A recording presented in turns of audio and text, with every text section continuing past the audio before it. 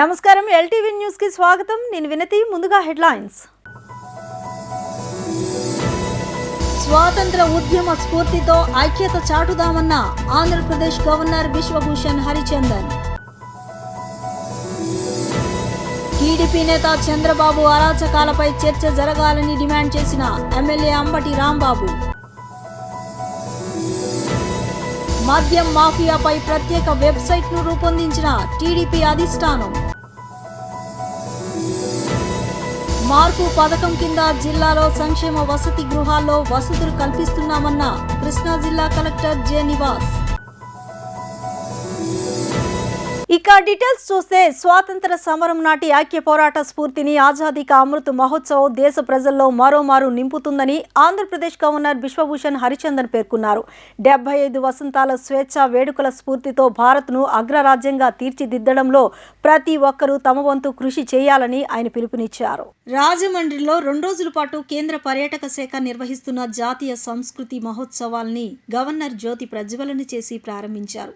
ఈ సందర్భంగా ఆయన మాట్లాడుతూ 75 ఏళ్ల స్వాతంత్ర దినోత్సవ వేడుకలను సగర్వంగా జరుపుకుంటున్న సందర్భంలో భారత జాతి సంస్కృతి, భారత కళల ఔన్నత్యాన్ని చాటుతూ రాష్ట్రీయ సాంస్కృతిక మహోత్సవాన్ని కేంద్ర ప్రభుత్వం నిర్వహించడం పట్ల హర్షం వ్యక్తం చేశారు.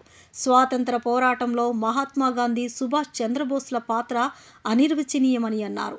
దేశం కోసం బ్రిటిష్ పాలనపై విదేశీ గడ్డ నుంచి బోస్ సాధించిన సాయుధ పోరాటం అసేతు హిమాచల పర్యంతం దేశ ప్రజల్లో స్వేచ్ఛాకాంక్షను రగిలించిందన్నారు. In 1942, Quit India movement, Gandhiji asked the people that come to the street and asked Britishers to quit India. Many people ridiculed, saying that the naked fakir is saying such a great power of the world to quit India. But when lakhs of people joined voice with Mahatma Gandhi and asked Britishers, quit India, there is a tremor in the country. And it is Prime Minister Narendra Modi who is observing all these things today, in this year. And as you know, that many things have been done in the meantime. The central celebration, the contribution of Sabarmati Ashram, Champaran Farmers Association, which gave a great boost to the freedom fight. 75 years of independence, 70 years. And bicentennial celebration of Paika Vidroha, which has been named by the Britishers. We have 2 revolutions which are named as Sipahi Mutiny, Paika Mutiny. We fought against the Britishers. Our Sipahis who have raised their gun against the Britishers in 1857 are to praise, are to be honored. And similarly, in the Paika Revolution, it was a bloody mass revolution. And when it was said that Paika Vidroha, yesterday I heard that our concerned minister corrected them. It is not a revolution. CM YS Jaganmohan Reddy పరిపాలన చూసి ఓర్వలేకే TDP అధినేత చంద్రబాబు నాయుడు పనికిమాలిన ఆరోపణలు చేస్తున్నారని MLA Ambati Rambabu మండిపడ్డారు. తమ ప్రభుత్వ పాలనలో జరిగిన మంచితో పాటు టీడీపీ పాలనలోనూ జరిగిన దారుణాల గురించి చర్చ జరగాల్సిన అవసరం ఉందని ఆయన అభిప్రాయపడ్డారు. వైసీపీ కేంద్ర కార్యాలయంలో ఏర్పాటు చేసిన విలేకరుల సమావేశంలో ఎమ్మెల్యే అంబటి రాంబాబు మాట్లాడుతూ వైఎస్ఆర్సీపీ ప్రభుత్వం ఇచ్చిన ప్రతి హామీని నిలబెట్టుకుంటుందని అన్నారు. టీడీపీ పాలనలో ఏమైనా సంస్కరణలు జరిగాయా అని ఆయన నిలదీశారు. సీఎం జగన్ పాలనలో 34 నెలల్లోనే ఎన్నో సంస్కరణలు జరిగాయని అన్నారు. టీడీపీ 40 ఏళ్ల పాలనలో ఏం జరిగిందని ఈ రెండిటి మధ్య బహిరంగ చర్చకు సిద్ధమా అని చంద్రబాబుకు సవాల్ విసిరారు. ఒకవేళ చర్చకు నారా లోకేష్ను పంపినా పర్వాలేదు, తమ ప్రభుత్వ స్థాయి వ్యక్తి కాకపోయినా ఆయనతో కూడా చర్చకు సిద్ధమని పేర్కొన్నారు. తెలుగుదేశం పార్టీ కాదు, తెగులుదేశం పార్టీ. ఈ తెలుగుదేశం రాష్ట్రానికి, తెలుగు రాష్ట్రాలకి పట్టినటువంటి తెగులు. కాబట్టి చంద్రబాబు నాయుడు గారికి తెలుగుదేశం పార్టీ గురించి మాట్లాడే అర్హత లేదు. మేము 29వ తారీఖున ముందు వెనుక కూడా, అటు 4 రోజులు ఇటు 4 రోజులు కూడా రాష్ట్ర వ్యాపితంగా పెద్ద ఎత్తున చర్చ జరగవలసినటువంటి అవసరం ఉన్నది. అదేమిటంటే ఎన్టీఆర్ గారి పార్టీని, ఎన్టీఆర్ గారి గుర్తుని, ఎన్టీఆర్ గారి ట్రస్టుని, ఎన్టీఆర్ గారి కుర్చీని లాక్కున్న వైనం పట్ల, ఆయన చేసిన విధ్వంసం పట్ల వాడవాడలా 29వ తారీఖు చర్చ జరగవలసినటువంటి అవసరం ఉన్నది. అంతేకాదు, భారత రాజకీయ చరిత్రలో చీడ పురుగులాగా తయారైనటువంటి చంద్రబాబు నాయుడు గారి మనస్తత్వం మీద వాడవాడలా చర్చ జరగవలసిన ఉన్నది అని మనవి చేస్తున్నాం. అంతేకాదు, చంద్రబాబు నాయుడు గారు వ్యవస్థల్ని మేనేజ్ చేసే తీరు పట్ల, వ్యవస్థల్ని భ్రష్టు పట్టించిన తీరు పట్ల, వ్యవస్థల్ని వాడుకొని ఎదగడానికి వ్యవస్థల్ని సర్వనాశనం చేసినటువంటి తీరు పట్ల వాడవాడలా, వీధి వీధిన తెలుగు ప్రజలు ఎక్కడ ఉన్నా చర్చ జరగవలసినటువంటి అవసరం ఉన్నది. అంతేకాదు, చంద్రబాబు నాయుడు గారి దౌర్భాగ్యమైనటువంటి పాలన వలన, చంద్రబాబు నాయుడు గారి దౌర్భాగ్యమైన పాలసీల వలన టీఆర్ఎస్ పార్టీ లాంటివి ఆవిర్భవించినటువంటి తీరు పట్ల కూడా చర్చ జరగవలసిన అవసరం ఉన్నది. ప్రతి చోట ఈ చర్చ 40 సంవత్సరాల తెలుగుదేశం పార్టీ పెట్టిన సందర్భంగా జరిగినటువంటి విషయం మీద చర్చ జరగవలసిన అవసరం ఉన్నది. అంతేకాదు, బీసీలకు తెలుగుదేశం పార్టీలో, తెలుగుదేశం హయాంలో జరిగినటువంటి అన్యాయాల పట్ల చర్చ జరగాలి. అంతేకాదు, తెలుగుదేశం పార్టీ అధికారంలో ఉన్నప్పుడు ఎస్సీలను, ఎస్టీలను అక్రమంగా, అన్యాయంగా అణచివేసిన తీరు పట్ల కూడా చర్చ జరగవలసినటువంటి అవసరం ఉన్నదని ఈ సందర్భంగా చెప్పదలుచుకున్నాం. అంతేకాదు, పార్టీ వ్యవస్థాపకుడిని చంపి ఆ పార్టీని లాక్కున్నటువంటి చంద్రబాబు నాయుడు గారికి పండుగ చేసుకునే హక్కు కానీ, మద్యం మాఫియాపై ప్రత్యేక వెబ్సైట్ను రూపొందించినట్లు తెలుగుదేశం పార్టీ నేతలు వెల్లడించారు. మద్యం పేరుతో దోపిడీ, మరణాల వివరాలు వెబ్సైట్లో ఉంచుతామని స్పష్టం చేశారు. ఈ డిజిటల్ క్యాంపెయిన్లో ప్రజలు భాగస్వాములు కావాలని కోరారు. నాసిరకం మద్యంతో పేద మహిళల తాళిబొట్లు తెంచుతున్నారని ఆగ్రహం వ్యక్తం చేశారు. మంగళగిరిలోని టీడీపీ కేంద్ర కార్యాలయంలో మద్యం మాఫియాపై ప్రత్యేక వెబ్సైట్ను రూపొందించారు. ఈ సందర్భంగా టీడీపీ నేతలు మాట్లాడుతూ, ముఖ్యమంత్రి జగన్ నడిపిస్తున్న మద్యం మాఫియాపై జరిగే పోరాటంలో ప్రజలను భాగస్వామ్యం చేస్తామన్నారు. ఏపీలో నాసిరకం మద్యం బ్రాండ్లు ప్రాణాలు తీస్తున్నాయంటూ ఆగ్రహం వ్యక్తం చేశారు. ప్రభుత్వ మద్యం పాలసీ, మద్యం పేరుతో జరుగుతున్న దోపిడీ, మద్యం వల్ల సంభవిస్తున్న మరణాలు వంటి వివరాలను www.killerjbrands.com వెబ్సైట్లో పొందుపరుస్తున్నామని వెల్లడించారు. అక్క చెల్లెలకి ఇచ్చినటువంటి హామీ గాలిలో కలిసిపోయింది, నీటి మూటలుగా తయారైంది. మద్యపాన్ నిషేధం చేయటం కాదు కదా, కనీసం అప్పటి వరకు ఉన్నటువంటి మద్యపాన ఏదైతే వినియోగం ఉందో కనీసం నియంత్రించడానికి కూడా ప్రయత్నం చేసినటువంటి దాఖలాలు లేవు. నియంత్రించడం కాదు, నిషేధించడం కాదు, మద్యపానాన్ని ఒక ప్రధాన ఆదాయ వనరుగా ప్రభుత్వానికి, తనకి ప్రధాన ఆదాయ వనరుగా మార్చుకున్నటువంటి వ్యక్తి జగన్మోహన్ రెడ్డి. స్వాతంత్రం వచ్చినాక ఏ రాష్ట్రంలో కూడా, ఏ రాష్ట్ర ప్రభుత్వాలు కూడా స్వయంగా ఈ మద్యాన్ని తయారు చేసి అమ్మినటువంటి పరిస్థితులు లేవు. ఇవాళ ఈ రాష్ట్రంలో ప్రత్యేకంగా మద్యపాన నిషేధం కాదు, ప్రభుత్వమే మద్యం దుకాణాలు నడుపుతూ ఉంది. వాటిని వీళ్ళు హ్యాండ్ ఓవర్ చేసుకున్నారు. అదేవిధంగా రాష్ట్రంలో ఉన్నటువంటి డిస్టిలరీస్ అన్నీ కూడా బలవంతాన బెదిరించి దౌర్జన్యం చేసి వీళ్ళ బినామీలు లాక్కొని ఆ డిస్టిలరీస్లో వీళ్ళకి సంబంధించినటువంటి బ్రాండ్స్, జే బ్రాండ్స్, జగన్ బ్రాండ్స్ మద్యాన్ని కల్తీ మద్యాన్ని చీపు లిక్కర్ని తయారు చేసి ప్రజల మీదకు వదిలినటువంటి పరిస్థితి. వేల కోట్ల రూపాయలు ఇవాళ ఆదాయాన్ని ఆర్జిస్తూ ఉన్నారు.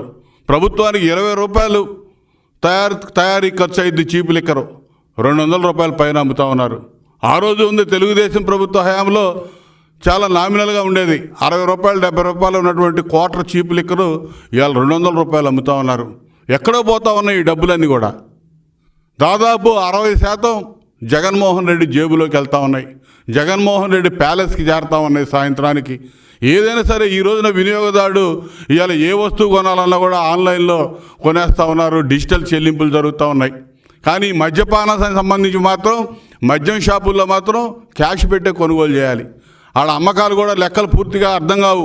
ఎవడికి తెలియదు ఎన్ని లక్షల కోట్లు అమ్ముతున్నారో, ఎన్ని వందల కోట్ల అమ్మకం జరుగుతుందో. వాళ్ళు ఇష్టానుసారంగా అమ్మకాలు చేయటం, బ్లాక్లో డబ్బంతా కూడా ఇంటికి చేర్చుకునేటటువంటి పరిస్థితి ఈ రాష్ట్రంలోనే చూస్తూ ఉన్నాం. పోనీ నాణ్యమైన మద్యం దొరుకుతుందామనంటే వినియోగదారుడికి అప్పటి వరకు ఈ రాష్ట్రంలో ఉన్నటువంటి బ్రాండ్లన్నీ కూడా నిషేధించారు. పేరున్నటువంటి బ్రాండ్ ఒక్కటి కూడా మద్యం షాపుల్లో దొరకవు. మొత్తం జగన్మోహన్ రెడ్డి పేరు బినామీ వ్యక్తులు ఎవరైతే ఉన్నారో వాళ్ళని పెట్టి ఆ పేర్లు చెప్పడానికి కూడా నోరు తిరగనటువంటి పరిస్థితుల్లో బ్రాండ్స్ తీసుకొచ్చి దాదాపు 70 రకాల బ్రాండ్లు, ఈ జే బ్రాండ్స్ తీసుకొచ్చి ఈ రోజున ఏం కలుపుతూ ఉన్నారో, ఆ మందు ఎట్లా తయారు చేస్తున్నారో తెలియదు. వాటికి సంబంధించినటువంటి నమూనాలను కూడా ప్రపంచంలో పేరున్నటువంటి ల్యాబ్స్ పంపించి టెస్ట్ చేస్తే అందులో విషపూరితమైనటువంటి పదార్థాలు ఉన్నాయి. మనిషి ఇవి తాగితే దీర్ఘకాలిక జబ్బులతో చనిపోతారని చెప్పి రిపోర్ట్లు వచ్చినాయి. పేద పిల్లలపై ఆప్యాయత, ప్రేమ, వారి భవిష్యత్తుపై ఆలోచన ఉన్న వ్యక్తి జిల్లా కలెక్టర్ జె నివాస్ అని శాసనసభ్యులు కొలుసు పార్థసారథి అన్నారు. మార్పు కార్యక్రమంతో సంక్షేమ వసతి గృహాల్లో ఆధునిక వసతులు కల్పించడంలో భాగంగా పెనమలూరులో సుమారు 17.50 లక్షల వ్యయంతో ఆధునీకరించిన సాంఘిక సంక్షేమ శాఖ బాలల మోడల్ వసతి గృహం ప్రారంభోత్సవానికి ముఖ్య అతిథిగా సారథి హాజరయ్యారు. ఈ సందర్భంగా కలెక్టర్ జె నివాస్ మాట్లాడుతూ వసతి గృహాల్లో సాధారణంగా సరైన నిర్వహణ లేక విద్యార్థులు అనేక ఇబ్బందులను ఎదుర్కొంటున్నారని తెలిపారు. వీటిని దృష్టిలో పెట్టుకుని శ్రీకాకుళం జిల్లాలో తాను పనిచేసినప్పుడు మార్పు కార్యక్రమం ద్వారా శాశ్వత వసతులు కల్పించామన్నారు. అదే నమూనాలను మన జిల్లాలో కూడా అమలు చేసి ఆధునీకరించిన హాస్టల్ ప్రారంభోత్సవంలో చేసినట్లు తెలిపారు. ఇంజనీర్లే హాస్టల్ విద్యార్థులకు చక్కని భవనాల్లో వసతులు కల్పిస్తున్నారని అన్నారు. జిల్లాలో అన్ని వసతి గృహాలు ఒకే డిజైన్లో ఉండేలా ఆధునిక వసతులు కల్పిస్తున్నామని అన్నారు. వెస్ట్రన్ టాయిలెట్లు, స్టెయిన్లెస్ స్టీల్ పైపులు, WPC డోర్లు అమర్స్తున్నామని తెలిపారు. గదుల్లో LED బల్బులు, డోర్ మ్యాట్లు, డైనింగ్ హాల్ తదితరాలు ఏర్పాటు చేశామని, ఇవన్నీ 20 ఏళ్ల పాటు చెక్కు చెదరకుండా నాణ్యమైన ఏర్పాట్లు చేశామని అన్నారు. ఎమ్మెల్యే కొలుసు పార్థసారథి సహకారంతో పెనమలూరు బాలికల హాస్టల్ను పైలట్ ప్రాజెక్టుగా ఎంపిక చేశామని నివాస్ తెలిపారు. ఉంటుందని చెప్పి ఒక ఆలోచన విధానంతో నేను గతంలో పనిచేసిన శ్రీకాకుళం జిల్లాలో ఒక 100 హాస్టల్స్ మనం మార్చి చేయడం జరిగింది. ముఖ్యంగా దీంట్లో గమనించింది ఏమిటంటే ఈ టాయిలెట్స్లో పిల్లలకి ప్రాబ్లం రావడానికి ముఖ్యమైన కారణం నాణ్యమైనటువంటి వస్తువులు వాడకపోవడం, సరైనటువంటి డిజైన్లు లేకపోవడం, అదే రకంగా నీళ్లు రన్నింగ్ వాటర్ ఫెసిలిటీ టాయిలెట్కి మరుగుదొడ్లకి ఇవ్వలేకపోవడం. ఇది వేరే ఏ ఇన్స్టిట్యూషన్స్ కన్నా మనం హాస్టల్స్లో మరుగుదొడ్లు ఒక అవసరం చాలా ఎక్కువ ఉంది. ఎందుకంటే కొన్ని హాస్టల్స్ సందర్శించినప్పుడు పిల్లలు చూస్తే దాదాపుగా 10 సంవత్సరాలు కంటిన్యూస్గా హాస్టల్లో చదువుతున్నటువంటి పిల్లలు మనకు ఉన్నారు. ఆ 10 సంవత్సరాల కాలం పాటు వాళ్ళకి సరైనటువంటి వసతులు లేకపోతే వాళ్ళు ఎన్ని ఇబ్బంది పడి ఉంటారు మీ అందరూ అనుకోవచ్చు. అందుకే వాళ్ళు ఇక్కడ ఉండేటప్పుడు వాళ్ళకి ఒక వాతావరణం అన్నది మంచి వాతావరణం కల్పించాలి. అందుకే ఈ కార్యక్రమం మనం స్టార్ట్ చేశాం. దీంట్లో ముఖ్య విషయం ఏంటంటే ఫస్ట్ డిజైన్. ఈ డిజైన్ అనేది ఏం చేసామంటే మన జిల్లా అంతటా ఒకే రకమైనటువంటి ఒక డిజైన్, అది టైల్ మెటీరియల్ కావచ్చు, వాడుతున్నటువంటి మెటీరియల్ కావచ్చు, అన్నీ కూడా ఒకే రకమైనటువంటి డిజైన్ వెళ్ళాలని చెప్పి చూసాం. రెండవది ఏమిటంటే మోడర్న్ పరికరాలు. అంటే మనం ఎప్పుడు చూసినా పిల్లలు మనం ఒక ఈస్టర్న్ టాయిలెట్, అదే రకంగా మన పాడిపోయినటువంటి డోర్లు అలాగా మనం చూస్తూ ఉంటాం. ఇక్కడ ఏం చేసామంటే నార్మల్ ఒక ఇప్పుడు ఉన్నటువంటి ట్రెండ్ ఏమైతే ఉందో ఒక వెస్ట్రన్ టాయిలెట్ ఏ రకంగా ఉందో అదే రకంగా చేసి పెట్టడం, దానితో పాటు హై క్వాలిటీ మెటీరియల్స్ వాడడం. We made sure that we only use branded material like Jaguar or Parryware. ఇవి ఏం పెద్ద ఖర్చులో కూడినటువంటి విషయం కాదు. ఎందువల్లంటే మన ఒక ఎస్ఎస్ఆర్లోనే కూడా ఈ ఐటమ్స్కి పరిమితి ఉంది. కానీ మన కొద్దిగా చొరవ తీసుకుంటూ ఆ ఎక్విప్మెంట్ని డిజైన్ చేసేటప్పుడు ఏది పెడితే బాగుంటుంది, ఆ ప్యారీవేర్లోనే ఏ పెడితే బాగుంటుంది పిల్లలకి అని చెప్పి ఒక విషయం చేశాను, అంతే తప్ప. ప్రజా సమస్యలను ఎప్పటికప్పుడు గుర్తించి తక్షణ పరిష్కారం దిశగా కృషి చేస్తున్నట్లు ఎమ్మెల్యే మల్లాది విష్ణు తెలిపారు. కొన్ని ప్రాంతాల్లో డ్రైనేజీ వ్యవస్థను మెరుగుపరచడంతో పాటుగా మరికొన్ని చోట్ల ప్రజావసరాలకు అనుగుణంగా త్రాగునీటి పైపు లైన్లను ఆధునీకరిస్తున్నట్లు వివరించారు. విజయవాడ సెంట్రల్ నియోజకవర్గంలో 57, 62, 64 డివిజన్లలో కమిషనర్ రంజిత్ బాషాతో కలిసి విస్తృతంగా పర్యటించారు. తాగునీరు సరఫరా అవుతున్న తీరుపై స్థానికులను ఆరా తీశారు. నగర ప్రజలకు సురక్షితమైన తాగునీటి సరఫరా అందించేలా చూడాలని అధికారులకు సూచించారు. అనంతరం మల్లాది విష్ణు మాట్లాడుతూ ప్రజా సమస్యల పరిష్కారమే లక్ష్యంగా ప్రతి డివిజన్ కాలనీల్లో పర్యటించి వాటికి శాశ్వత పరిష్కారం చూపిస్తున్నట్లు వెల్లడించారు. ముఖ్యమంత్రి డెవలప్మెంట్ ఫండ్ నుంచి నియోజకవర్గానికి 2 కోట్ల నిధులు మంజూరైనట్లు తెలిపారు. ఆ నిధులతో ప్రజలకు మరింత మెరుగైన మౌలిక సదుపాయాలు కల్పిస్తామన్నారు. మరోవైపు ఉగాది నుంచి గడప గడపకు వైఎస్ఆర్సీపీ కార్యక్రమాన్ని ప్రతిష్టాత్మకంగా చేపట్టబోతున్నట్లు వెల్లడించారు. నగర కమిషనర్ రంజిత్ బాషా మాట్లాడుతూ కండ్రికలోని కేకే అపార్ట్మెంట్ వద్ద ప్రజల తాగునీటి అవసరాలకు అనుగుణంగా ఒక మంచినీటి బోరును కూడా మంజూరు చేసినట్లు తెలిపారు. సంబంధించి కొన్ని సమస్యలు ఉన్నాయి, 64 డివిజన్ సమస్యలు ఉన్నాయి. టోటల్గా రోడ్లు కానీ, డ్రైన్స్ కానీ, శానిటేషన్ కానీ, ఇంకా చిన్న చిన్న ఇష్యూస్ ఉంటే కమిషనర్ గారు నేను ఈరోజు ఉదయం 3 డివిజన్లో వెళ్ళడం జరిగింది. అక్కడ 3 చోట్ల కూడా స్థానిక కార్పొరేటర్లు అందరూ ఉన్నారు. ముఖ్యంగా తక్షణమే సమస్య పరిష్కారం చేయాలి అని చెప్పని అధికారులను ఆదేశించడం జరిగింది. ఎక్కడ కూడా ప్రజలకు ఇబ్బంది కలగకూడదు. ఎందుకంటే 2వ తారీఖు నుంచి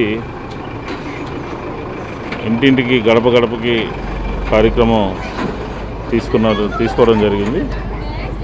కాబట్టి ప్రజలకు ఎక్కడ ఇబ్బంది కలగకుండా ఎక్కడైనా చిన్న చిన్న సమస్యలు ఉంటే అన్నీ కూడా పరిష్కరించుకుంటూ, దీంతోపాటు ముఖ్యమంత్రి సహాయ నిధి నుంచి, ముఖ్యమంత్రి డెవలప్మెంట్ ఫండ్ నుంచి 2 కోట్ల రూపాయలు కూడా నియోజకవర్గానికి ఇవ్వడం జరిగింది. దీంతోపాటు నగరపాలక సంస్థ అప్రమత్తంగా ఉంటూ ఎవరికి ఎటువంటి ఇబ్బంది లేకుండా, ఎందుకంటే రాష్ట్ర ముఖ్యమంత్రి జగన్మోహన్ రెడ్డి గారి నాయకత్వంలో నగరంలో ఉన్నటువంటి ప్రజలకి ఎటువంటి సమస్య వచ్చినా ఎక్కడ ఇబ్బంది లేకుండా చూసే బాధ్యత మాది. ఆ దిశగానే ఉదయం నుంచి కూడా తిరుగుతా ఉన్నాం. 2వ తారీఖు నుంచి పెద్ద ఎత్తున గడప గడపకి ఒక ప్రోగ్రామ్ని తీసుకోవడం జరిగింది. మేము ఏ కార్యక్రమాలని అయితే ఎన్నికల మేనిఫెస్టోలో పెట్టామో అవన్నీ కూడా పూర్తి చేశామని చెప్తూ ఒక్కొక్క ఇంటికి అంటే ఒక్కొక్క గడపకి, ఒక్కొక్క కుటుంబానికి ఏ విధమైనటువంటి సంక్షేమాన్ని రాష్ట్ర ప్రభుత్వం నుంచి అందించామో అవన్నీ పుస్తక రూపంలో తీసుకుని అందరికీ కార్పొరేటర్లతో కలిసి ఆయా డివిజన్స్లో గుమ్మంకి వెళ్ళి వాళ్ళతో మాట్లాడి వారికి ఉన్నటువంటి సమస్యలు ఏంటో తెలుసుకుని పరిష్కరించడం కోసమే గడప గడపకి కార్యక్రమం ఇది ఉగాది నుంచి విజయవాడ సెంట్రల్ నియోజకవర్గంలో ప్రారంభమవుతుంది. నగరంలో కోలాహలంగా బాలోత్సవం ప్రారంభమైంది. జిల్లా నలుమూలల నుంచి తరలివచ్చిన విద్యార్థులు తమ కళా ప్రదర్శనలతో ఆహూతులను రంజింపచేశారు. విద్యార్థుల సృజనాత్మక శక్తికి ఈ ప్రదర్శనలు నిదర్శనంగా నిలిచాయి. బాలోత్సవం తొలి రోజు ఉత్సాహభరితంగా సాగింది. బాలోత్సవం ప్రారంభం కానున్న ఉదయం నుంచే సిద్ధార్థ కళాశాలకు విద్యార్థులు రావడం మొదలేశారు. ఉదయం 9 గంటలయ్యేసరికి విద్యార్థుల తాకిడి విపరీతంగా పెరిగింది. 10 గంటల సమయానికి ఇసుక వేస్తే రాలనంతగా విద్యార్థులు వచ్చారు. సుమారు 10,000 మంది వచ్చి ఉంటారని నిర్వాహకులు అంచనా వేస్తున్నారు. ప్రారంభ సమయం ముగిసిన తరువాత సిద్ధార్థ ప్రాంగణంలో 12 వేదికలపై ఒకే సమయంలో కళారూపాలు ప్రారంభమయ్యాయి. ఉదయం నుంచే ఒకచోట జానపద, శాస్త్రీయ నాటికల కోసం విద్యార్థులు మేకప్ వేయించుకోవడం, మరోవైపు వస్త్రాలంకరణ చేయడం, ఇంకో చోట తాము చేసిన ప్రయోగాలను ఎంతో జాగ్రత్తగా చూసుకోవడం, రంగురంగుల దుస్తులు ధరించిన పిల్లలతో ప్రాంగణం కోలాహల వాతావరణం కనిపించింది. ఈ సందర్భంగా వారు ప్రదర్శించిన జానపద, శాస్త్రీయ, పాశ్చాత్య సినీ నృత్యాలు ఆహూతులను అలరించాయి. తమ, భావ, రాగ, పద విన్యాసాలతో చిన్నారులు ప్రదర్శించిన నృత్యాలు చూపరులను కట్టిపడేశాయి. సుశిక్షితులైన బాలోత్సవ్ వాలంటీర్లు ఎంతో క్రమశిక్షణాయుతంగా వివిధ పోటీల నిర్వహణలో తోడ్పడ్డారు.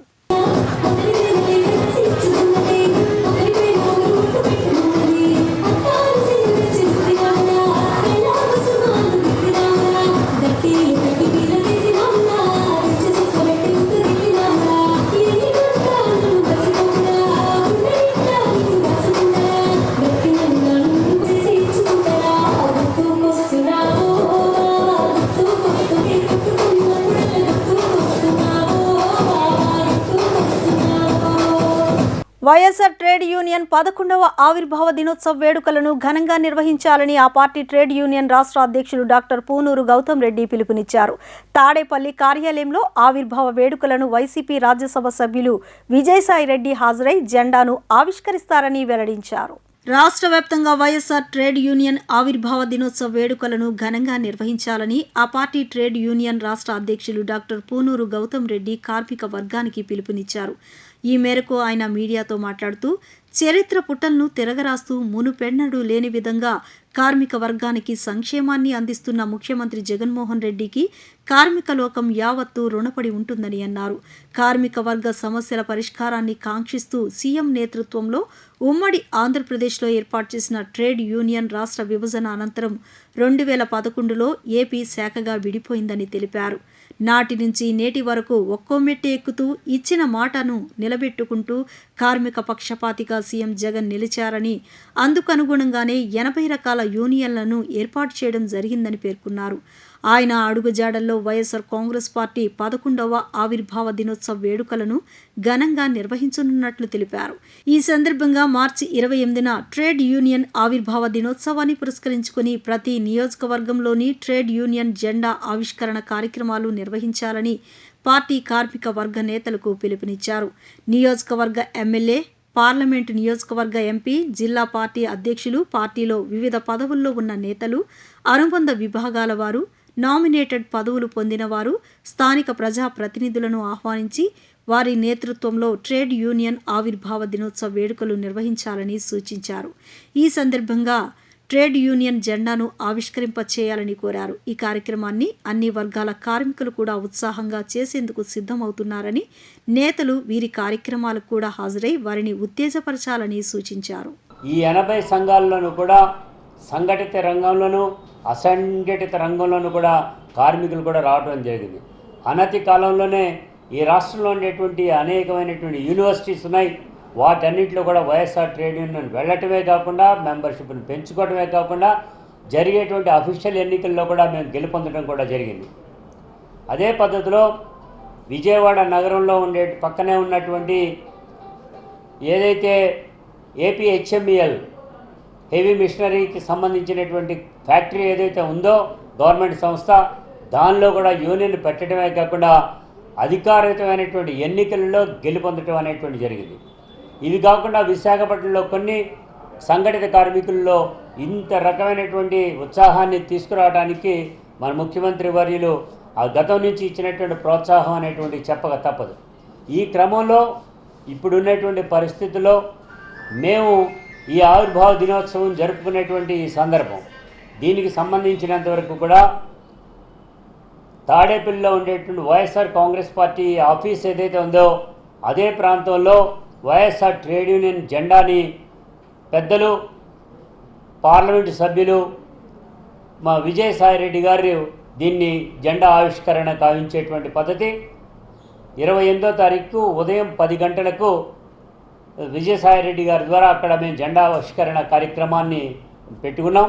అదే పద్ధతిలో ఈ రాష్ట్రంలో ఉండేటువంటి అన్ని ప్రాంతాల్లో ఉండేటువంటి కార్మిక సంఘాలు ఎక్కడెక్కడైతే ఉన్నాయో ఆ ప్రాంతాల్లో మొత్తం కూడా వైఎస్ఆర్ ట్రేడ్ యూనియన్ కార్యకర్తలందరూ కూడా సమాయత్తమై ఆయా జిల్లా ఆఫీసుల ముందు ప్రజాప్రతినిధుల్ని, అదేవిధంగా కార్మిక సోదరులైనటువంటి నాయకుల్ని పిలిపించుకుని జెండా ఆవిష్కరణ కార్యక్రమాలు చేయవలసిందిగా కోరుతున్నాం.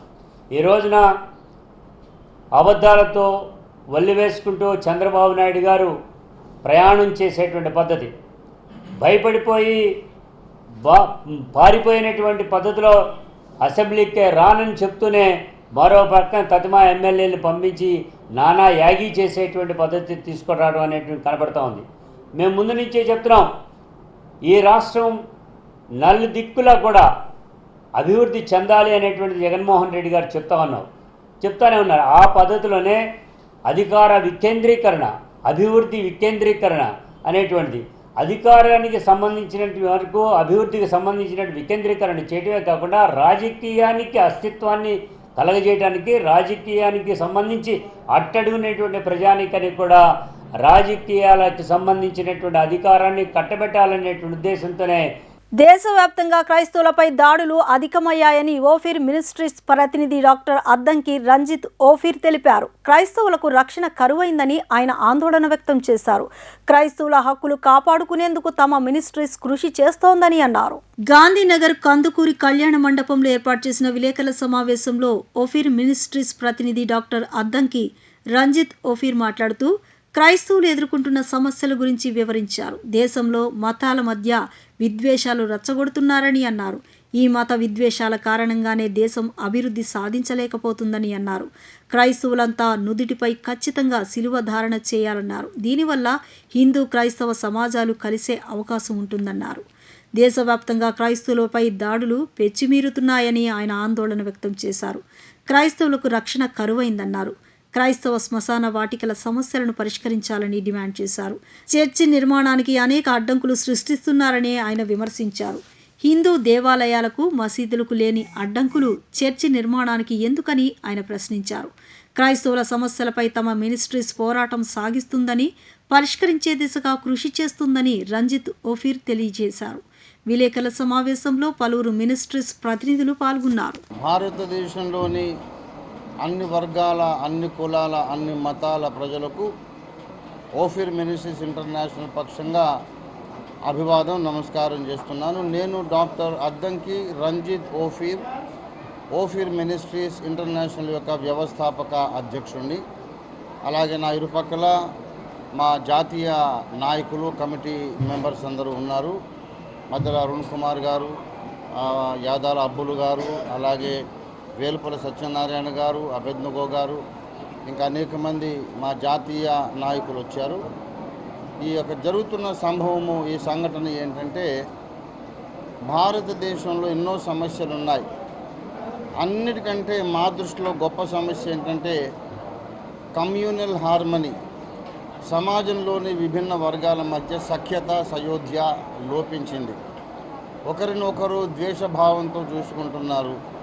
మత సంబంధమైన ఘర్షణలు, కులం పేరిట వివక్ష, లింగ వివక్ష, ఈ రీతిగా అసమానతలతో మన దేశం నిండిపోయి ముందుకు వెళ్ళలేకపోతుంది. బాబాసాహెబ్ అంబేద్కర్ రాసి మనకిచ్చిన ఉత్తమమైన రాజ్యాంగం మనకుంది. పౌరులందరికీ సమాన అవకాశాలు ఉన్నాయి. అయినా సరే దేశం అభివృద్ధి చెందలేకపోవడానికి కారణం మతపరమైన ఉద్రిక్తతలు, విద్వేషాలు. కనుక అన్ని మతాల ప్రజలు ఏక కుటుంబంగా భారతదేశంలో ఒకరినొకరు ప్రేమించుకొని, అవగాహన చేసుకొని కలిసి ఉండాలని ఓఫీర్ మినిస్ట్రీస్ ఇంటర్నేషనల్ ఉద్యమించింది. ఇందులో భాగంగా భారతదేశంలోని క్రైస్తవ స్త్రీలు తమ నుదుట శిల్వాకారంలో బొట్టు ధరిస్తే హిందూ సమాజానికి చేరువవుతారు, వారి మధ్యలో ఒక సఖ్యత అనేది వస్తుందని మేము భావించి, ఆల్రెడీ ఎగ్జిస్టింగ్ ప్రాక్టీస్ ఇది రోమన్ క్యాథలిక్ సమాజం వాళ్ళు ఆల్రెడీ చేస్తున్నారు. రోమన్ క్యాథలిక్ సంఘం వారు శిలువ బొట్టు పెట్టుకుంటున్నారు.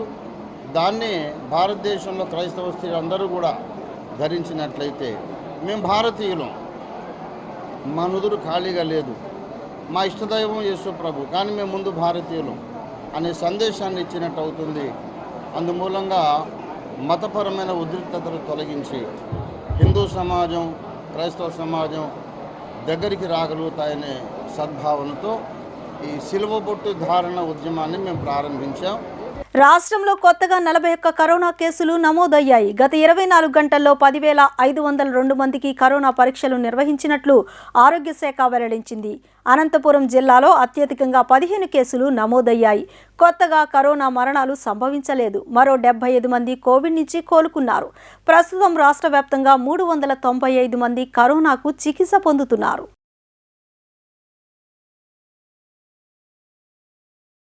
ఈ వార్తలు ఇంతటితో సమాప్తం. నమస్కారం.